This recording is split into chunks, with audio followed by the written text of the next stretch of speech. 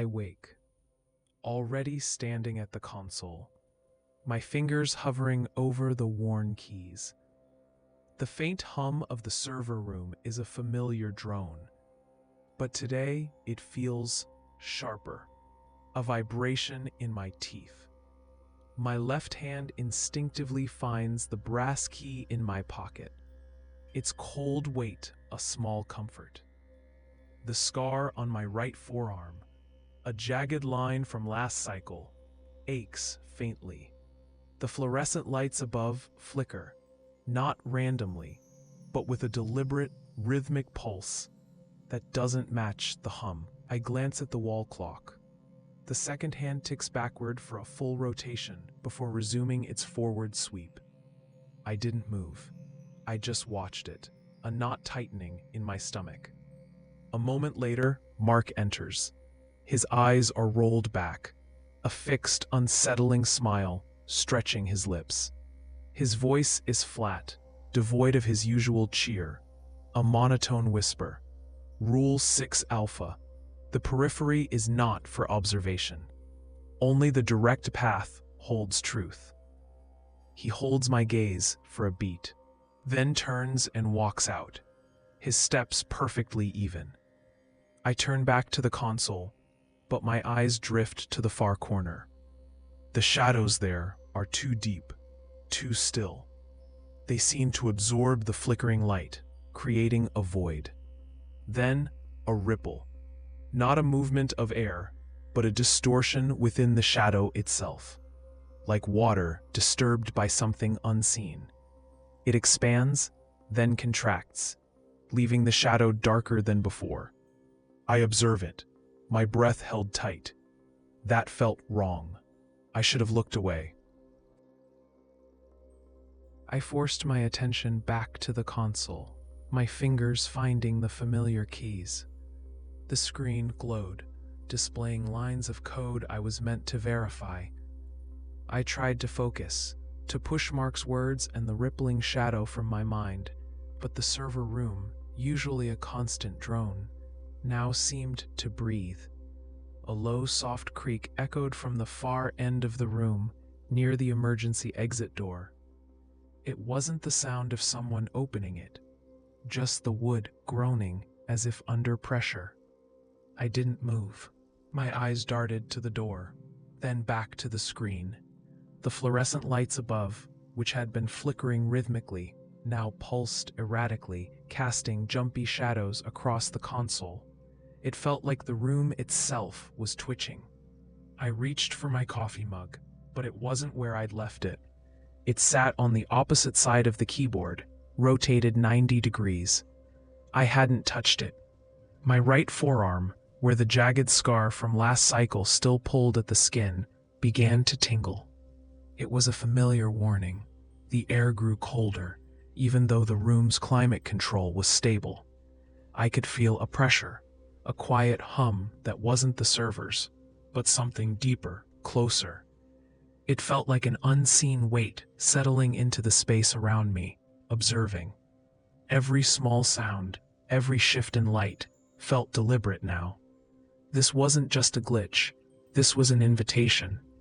I should have left. The pressure in the room intensified, a silent weight pressing down. My fingers, still hovering over the console, felt sluggish, heavy. I tried to focus on the code, but my eyes kept darting to the periphery, to the shadows that now seemed to writhe with a life of their own. The screen flickered, briefly going black, and in its polished, dark surface, I saw it. A shape, not human, not animal, but a tall, slender distortion, like a column of smoke, standing just behind me. It had no discernible features, just an absence, a deeper shadow within the reflection itself. My breath hitched, caught in my throat. I blinked, hard, and the screen glowed back to life, displaying the familiar lines of green text. There was nothing behind me, just the hum of the servers. I told myself it was fatigue, a trick of the erratic fluorescent lights. My right forearm, where the jagged scar from last cycle still pulled, throbbed with a dull ache. I reached for the brass key in my pocket, its cold weight a small reassurance.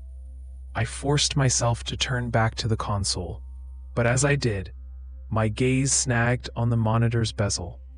A faint, almost imperceptible smear marked the plastic, just below the screen.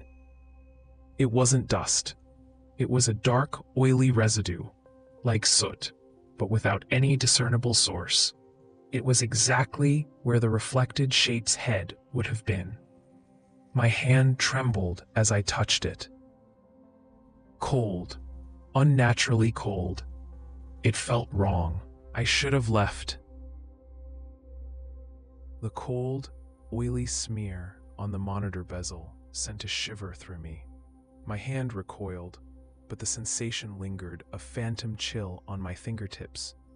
I tried to tell myself it was just a smudge, some forgotten maintenance residue, but the image of the reflected shape, that column of absence, burned in my mind. A sudden, sharp crack echoed from the far side of the room. I flinched, my head snapping towards the sound. A stack of server manuals, neatly piled on a metal shelf, had toppled over, scattering across the floor. No one was near them. No draft could have done that. My heart hammered against my ribs. Then, a low, guttural whisper seemed to brush past my ear. Too close, too real. It wasn't words, just a sound, like dry leaves skittering across concrete, but it carried a distinct malevolence. Rule 6 Alpha. The periphery is not for observation. Only the direct path holds truth. The words echoed in my head, Mark's vacant stare flashing before my eyes. I was observing. I was looking away from the console, into the deepening shadows. My right forearm, where the jagged scar from last cycle still pulled, now throbbed with a frantic pulse, mirroring my own terror. I gripped the brass key in my pocket, its cold weight a desperate anchor against the rising tide of dread. The air grew heavy, thick with an unseen presence, pressing in on me from all sides. I wanted to run, but my feet felt rooted to the floor. The low whisper solidified, no longer just a sound, but a pressure against my eardrums. The shadows in the far corner where the manuals had fallen deepened further, becoming an absolute black that seemed to drink a flickering fluorescent light. Then it moved, not through the shadow, but as the shadow, detaching itself from the wall. It was a column, taller than any man, yet impossibly thin, like a line drawn in pure absence. It had no discernible features, no head or limbs, just a shifting, undulating form that seemed to absorb the very air around it. I couldn't look away. My eyes were locked, defying Rule 6 Alpha, drawn to the impossible geometry of its presence. It drifted slowly, silently, across the floor, leaving a faint, oily sheen on the polished concrete where it passed. The air grew colder, a biting chill that seeped into my bones, even as my right forearm pulsed with a frantic, burning ache from the old scar. I felt its gaze, though it had no eyes, a crushing weight of observation that pinned me in place. My fingers tightened around the brass key in my pocket, its cold metal the only real thing in a world that was suddenly, terrifyingly wrong. It paused, hovering over the scattered server manuals, and a faint, acrid smell, like ozone and burnt sugar, filled the air. Then, with a silent ripple, it began to retract, pulling itself back into the corner, leaving behind only the lingering cold and the distinct, dark smear on the floor. The dark smear on the floor pulsed faintly, a silent echo of the impossible column. My breath hitched, a desperate gasp for air that felt thin and cold. The entity was retreating, pulling itself back into the corner, but the lingering chill and the acrid smell were a promise of its return. This was my chance. My mind screamed, "Flee," a primal urge overriding any rule. I took a single, cautious step backward, my eyes still fixed on the corner. The brass key in my pocket felt like a brand against my palm, its cold metal a stark contrast to the burning ache in my right forearm, where the scar throbbed. As my foot lifted for a second step, the shadow in the corner didn't just deepen, it stretched. A tendril, impossibly long and thin, shot out from the absolute black, not quite touching the floor, but hovering, blocking my path to the door.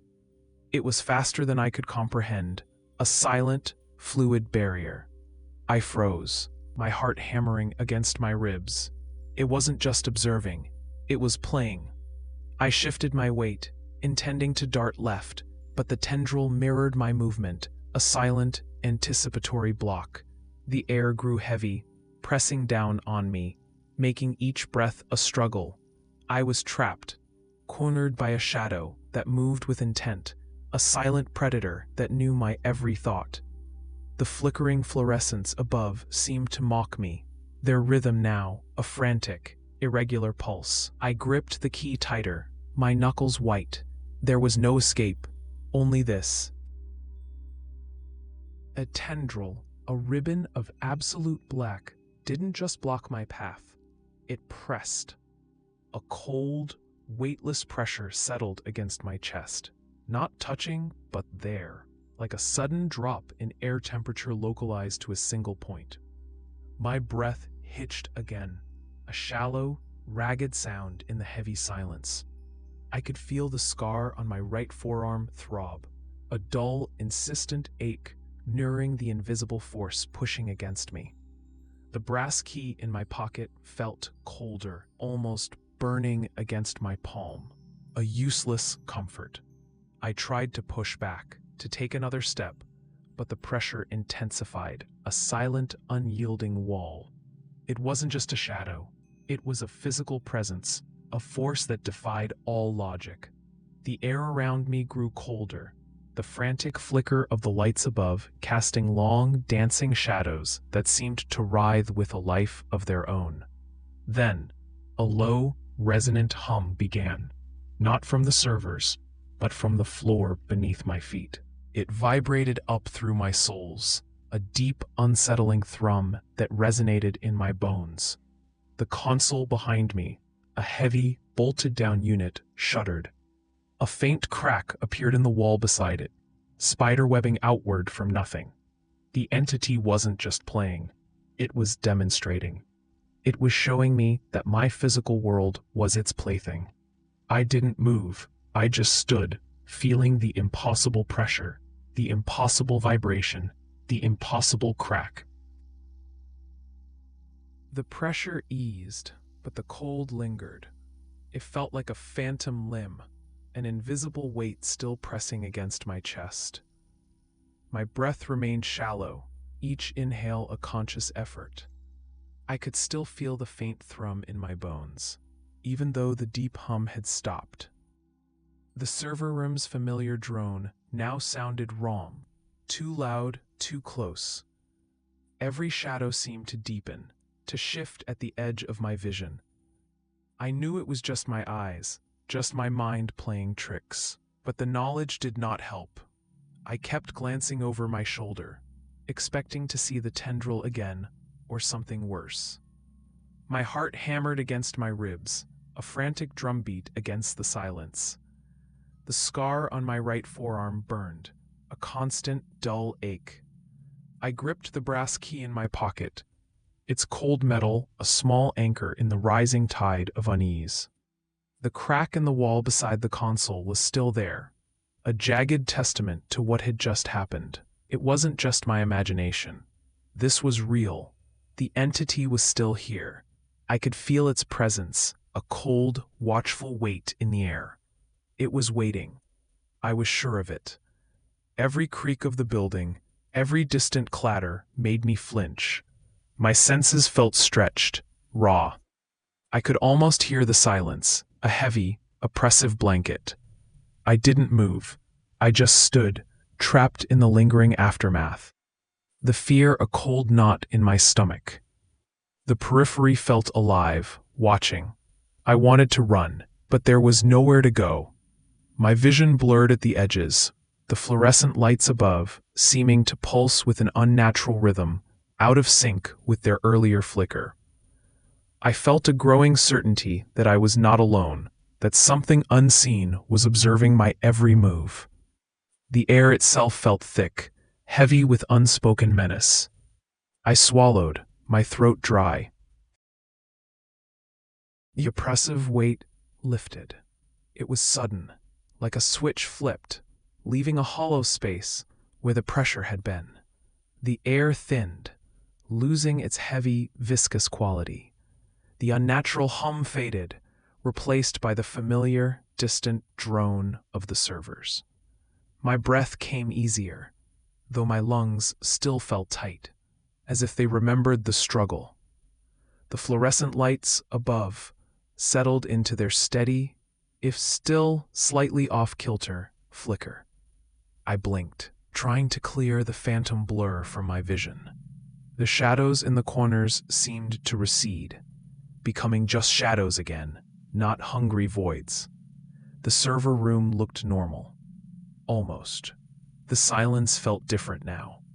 Not empty, but watchful. The crack in the wall beside the console remained, a jagged, dark line against the pale paint. It was a physical wound, a testament to what had just happened. My right forearm still throbbed, the scar a hot brand beneath my sleeve.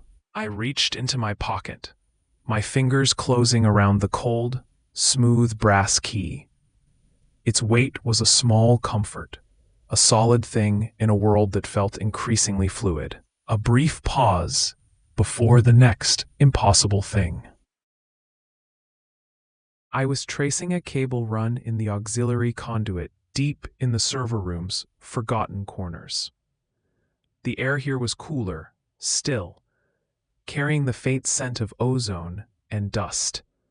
My fingers, still raw from the last task, brushed against the cold metal of the conduit.